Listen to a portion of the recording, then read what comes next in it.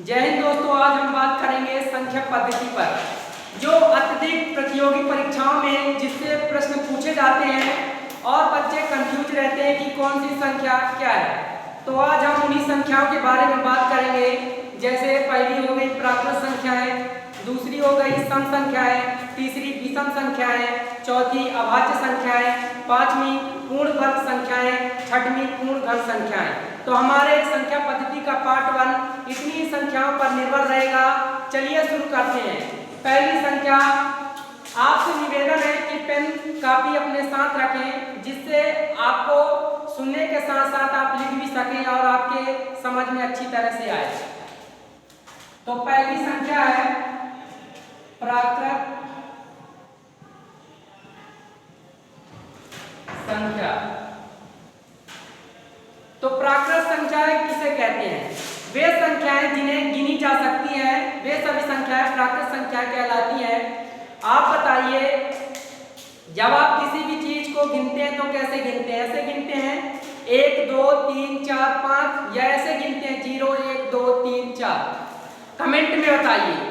तो किसी भी संख्या को यदि आप गिनते हैं तो उसे 1 से ही शुरू करते हैं और उसका अंत पता नहीं होता है, तो सभी प्राकृत संख्याएं वे कहलाती हैं जिन्हें गिना जा सकता है। उदाहरण के लिए हम कहेंगे 1 2 3 4 5 6 एवं 10 10 10 अनंत तक। यानी इसकी कोई सीमा नहीं है कि ये प्राकृत संख्याएं कहाँ तक जाएंगी। इसमें विशेष ध्यान रखने योग्य ये है कि प्रत्येक क्रमागत प्राकृत संख्याओं में एक का अंतर होता है। यदि हम इस प्राकृत संख्याओं को प्राकृत संख्या कहें तो इसमें कोई हिचक की बात नहीं है, क्योंकि यह शुरुआत से आखिरी तक है। तो वे सभी संख्याएं जो क्रमबद्ध रूप से संख्याएं हैं और वे 1 से शुरू होती हैं या जिन्हें गिनी जा सकती है, वे सभी संख्याएं प्राकृत संख्याएं कहलाती हैं। इनके बीच का अंतर आपको याद रखना है। 1 और 2 के बीच 1 का अंतर, 2 और 3 के बीच 1 का अंतर। यानी आपको पहचान जब करना होगा कि प्राकृत संख्याएं है कि नहीं, तो उसमें आप दोनों के बीच के दो पदों के बीच का अंतर देखेंगे। यदि उनमें 1 का अंतर है तो आप निश्चित ही उसे मानिए कि वह प्राकृत संख्या है। दूसरी संख्या की बात करेंगे, सम संख्या। सम संख्या, तो सम संख्याएं किसे कहते हैं? तो वे सभी संख्याएं जो 2 से आसानी से विभाजित हो सकें, वे सभी संख्याएं सम संख्या कहलाती हैं। जैसे 2 4 6 8 10 12 14। बहुत से बच्चे सोच रहे होंगे कि ये विभाजित होती है 2 से। चलिए उसको भी देख लेते हैं। 1 भागे 2, 2 1 2, 2 तो हमारा बड़ा है, 1 से तो विभाजित कैसे हो जाएगा? इसलिए आप याद रखिए कि वे सभी संख्याएं जो 2 के गुणज में जिनका मान आता हो, जैसे 2 1 2, 2 2 4, 2 3 6, 2 4 8, वे सभी संख्याएं जो 2 से आसानी से विभाजित हो जाएं, सभी सम संख्याएं कहलाती हैं। तथा इनके बीच का अंतर याद रखिए, 2 और 4 के बीच 2 का अंतर, 4 और 6 के बीच 2 का अंतर। देखिए आगे हम बात किए कि प्राकृत संख्या, तो प्राकृत संख्या के दो पदों के बीच का अंतर 1 था, जबकि सम संख्याओं के बीच का अंतर 2 है। तीसरी बात करेंगे विषम संख्या। विषम संख्या, अब हम बात करेंगे विषम संख्या होती क्या है। तो विषम संख्या एकदम सम संख्या के एकदम विपरीत कार्य करती है। जैसे कि हम परिभाषा जानते हैं कि वह संख्याएं जो 2 से आसानी से विभाजित हो जाएं, वो सभी सम संख्याएं कहलाती हैं। जबकि विषम संख्या की परिभाषा एकदम विपरीत, वे सभी संख्याएं जो 2 से आसानी से विभाजित ना हो, वो सभी संख्याएं विषम संख्याएं कहलाती हैं। जैसे 1 3 5 7 9 11 13 15 17 एवं अनंत तक, वे सभी संख्याएं जो 2 से आसानी से विभाजित ना हो, वे सभी संख्याएं विषम संख्याएं कहलाती हैं। तथा इसमें भी याद रखिएगा, बहुत से लड़के अब इसमें कंफ्यूज हो जाएंगे, सर अभी बताए हैं कि सम संख्याओं के बीच का अंतर 2 होता है। अब विषम संख्या में भी 2 बीच का अंतर 2 है, तो अब कैसे है, तो दोनों बराबर हो गए, हम दोनों कंफ्यूज हो जाएंगे। तो आपको कंफ्यूज होने की जरूरत नहीं है। इसके लिए अलग अलग परिभाषाएं भी हैं कि वे सभी संख्याएं जो 2 से आसानी से विभाजित हो जाएं वे सभी संख्याएं सम संख्या कहलाती हैं, तथा यादगार के लिए इनके दो बीच का अंतर 2 होता है। उसी प्रकार विषम संख्याएं जो 2 से आसानी से विभाजित न हो वे सभी संख्याएं विषम संख्याएं कहलाती है, तथा इनके बीच का अंतर भी 2 होता है। कुछ प्रश्न ऐसे भी होते हैं जिनका आप आसानी से उसमें उत्तर दे सकेंगे, जल्दी आपका उत्तर आ जाएगा। उसके लिए क्या याद रखना बहुत जरूरी है कि किस संख्याओं में किसके बीच कितने का अंतर होता है।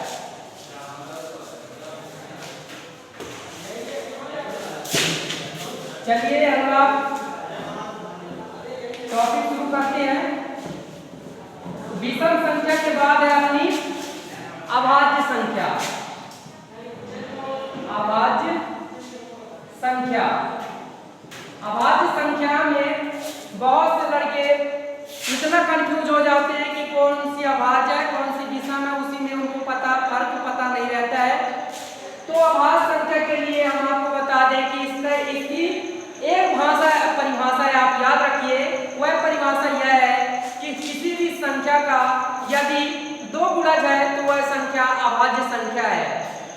अब हम चलिए अभाज्य संख्या लिखते हैं। 2, 3, 5, 7, 11, 13, 17 एवं अनंत तक जाती है। अब आप बात करेंगे कि इसमें एक क्यों नहीं लिखी है। आप सोच रहे होंगे एक भी अभाज्य संख्या होती है। चलिए हम आपको दिखा देते हैं। इसकी परिभाषा क्या है कि प्रत्येक संख्या का 2 गुणज होना चाहिए। तो 2 का गुणज क्या है, 2 2 1 और 2, 2 1 2 1 2 नहीं 2, इसके 2 गुणज हो गए। 3 के बात कर लेते हैं, 1 3, 5 का 1 5। बहुत से लड़के ये सोचते हैं कि वह संख्या जो 1 से विभाजित हो जाए वह 1 के साथ स्वयं से भी विभाजित हो जाए। तो देख लेते हैं, यह संख्या 2 से विभाजित होगी और 1 से विभाजित होगी, यह तो ठीक है।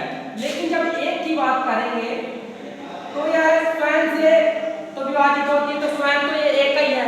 और दूसरी यदि स्वयं की बात करते हैं, वो बोलता है कि यदि स्वयं और 1 से, इसमें 1 भी है और स्वयं भी है, तो स्वयं को भी 1 कहा जा रहा है, यहाँ 1 को भी 1 कहा जा रहा है। तो यहाँ 1 1 1 1 कम 1, यहाँ तो गुणज तो 1 ही है, इसमें संख्या अलग अलग कहाँ है, इसके 1 ही गुणज है, इसलिए यह अभाज्य संख्या नहीं है। उम्मीद करते हैं कि आपको समझ में आ गया होगा। तो एक बार फिर बता देते हैं कि ये सभी संख्याएं जिन संख्याओं के केवल 2 गुणज होना ही कम ना ही ज्यादा, यदि ज्यादा गुणनखंड है तो भी वह अभाज्य संख्या नहीं है, यदि 2 से कम है तो भी वह अभाज्य संख्या नहीं है। अब उसी के आगे बात करेंगे सहअभाज्य संख्या क्या होती है। सहअभाज्य संख्या तो वे संख्याएं जो अभाज्य यानी वे सभी संख्याएं जिनके 2 से अधिक गुणनखंड हो। जैसे 2 2 तो हो गया, 1 2, इसके तो 2 ही गुणनखंड है। जबकि सहअभाज्य संख्या की परिभाषा है कि उसके 2 से अधिक गुणनखंड होने चाहिए, तो ये तो हो नहीं सकता है। चलिए बात करते हैं, जैसे 4 लिख लीजिए, 4 के 2 से अधिक गुणनखंड होंगे, देख लेते हैं अपन। 1 चौके 4, 2 भी लिखिए, 2 2 नी 4, यानी 1 2 नी 2, 2 2 नी 4, यानी ये जो 2 से भी कटेगा, 4 हमारा जो है वह 4 से भी कटेगा, 1 से भी कटेगा। 2 से अधिक गुणनखंड हुए कि नहीं हुए, 2 से अधिक गुणनखंड हुए, मतलब यह सहअभाज्य संख्या है। और उदाहरण बताते हैं आपको, 4 हो गया, 9 हो गया, 25 हो गया, 18 हो गया, 16 हो गया। देखिए इनमें क्रमबद्ध नहीं है, ये सभी संख्याएं सहअभाज्य संख्या है क्योंकि इनके गुणनखंड 2 से अधिक है। चलिए इन्हें देख लेते हैं। 16 कैसे हो गया, तो 16 से भी कटेगा, 1 से भी कटेगा, 4 से भी कटेगा, 2 से भी कटेगा, 2 से अधिक गुणनखंड है, तो वे सभी संख्याएं जिनके 2 से अधिक गुणनखंड हो वे सभी संख्याएं सहअभाज्य संख्याएं कहलाती हैं। चलिए अगली संख्या के बारे में बात करेंगे। अभाज्य संख्या हमने बताया कि केवल 2 गुणनखंड होने चाहिए, 2 से ना कम ना ज्यादा। तो अभाज्य संख्याएं सहअभाज्य संख्याएं मतलब उनके 2 से अधिक गुणनखंड होने चाहिए। चलिए अगली संख्या के बारे में बात करेंगे हम। पूर्ण वर्ग संख्याएं। तो पूर्ण वर्ग संख्याएं क्या कहलाती हैं? तो वे सभी संख्याएं जो किसी संख्या का वर्ग हो।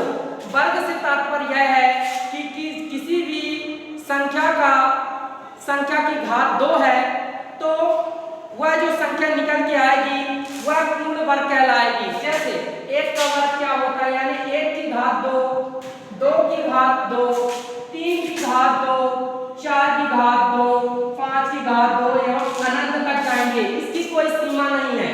तो चलिए ऐसे भी यदि दिया रहता है तो आपको समझ जाना है कि यह पूर्ण वर्ग संख्याएं हैं।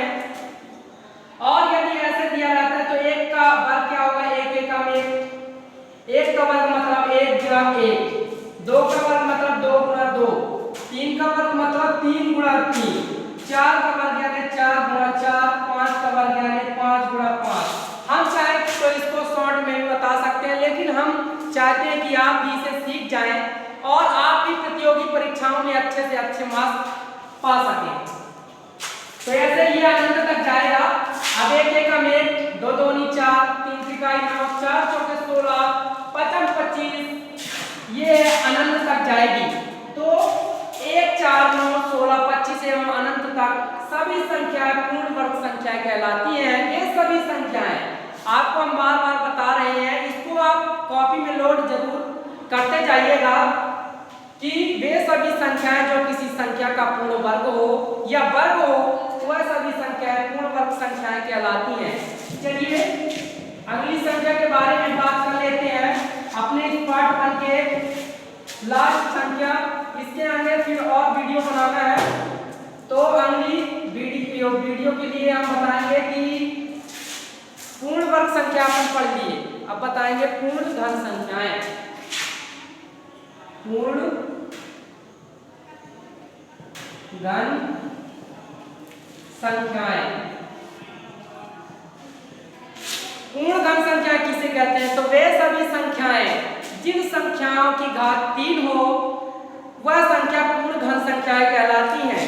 जैसे 1 की घात 3, 2 की घात 3, 4, 3 की घात 3, 4 की घात 3, 5 की घात 3 एवं अनंत तक वे सभी संख्याएं जिन संख्याओं की घात 3 हो वही उत्तर पूर्ण धन संख्याएं कहलाती हैं। जैसे 1 की घात 3 मतलब 1 का गुणा 3 वा, 2 की घात 3 मतलब 2 का गुणा 3 वा, 3 की घात 3 मतलब 3 गुणे 3 गुणे 3, 4 की घात 3 मतलब 4 गुणे 4 गुणे 4, इसी प्रकार 5 गुणे 5 गुणे 5। इसी प्रकार हम डैश करके अनंत तक जा सकते हैं। डैश डैश का मतलब होता है कि बीच में अभी बहुत सी संख्याओं का संग्रहण है। तो 1 की घात 3, 1 एकम 1, एकम 1, 2 दूनी 4, 4 दूनी 8, 3 त्रिकाई 9, 9 त्रिक 27, 4 चौके 16, चौके 64, 5 25 पंचे 125। इसी प्रकार ये संख्याएं अनंत तक जाएंगी। तो पूर्ण संख्याएं वे कहलाती हैं जो किसी संख्या की घात 3 हो वही संख्याएं पूर्ण धन संख्याएं कहलाती हैं। जैसे 1 का घन होगा 1, 2 का घन 8, 2 दूनी 4 दूनी 8। किसी उसी संख्या का 3 बार गुणा करने पर जो संख्या प्राप्त होती है वह संख्या उस संख्या की पूर्ण धन संख्याएं कहलाती हैं। चलिए दोस्तों, इस पार्ट 1 के लिए आज बस इतना ही। इस वीडियो को हम और आगे बढ़ाएंगे। इसके लिए यदि आपको हमारा वीडियो अच्छा लगा हो तो एक लाइक जरूर करें तथा जो भी इसमें कमी आई हो वह कमेंट में जरूर बताएं तथा ऐसे ही मोटिवेशनल एवं स्टडी रिलेटेड वीडियो के लिए हमारे चैनल को सब्सक्राइब करें। जय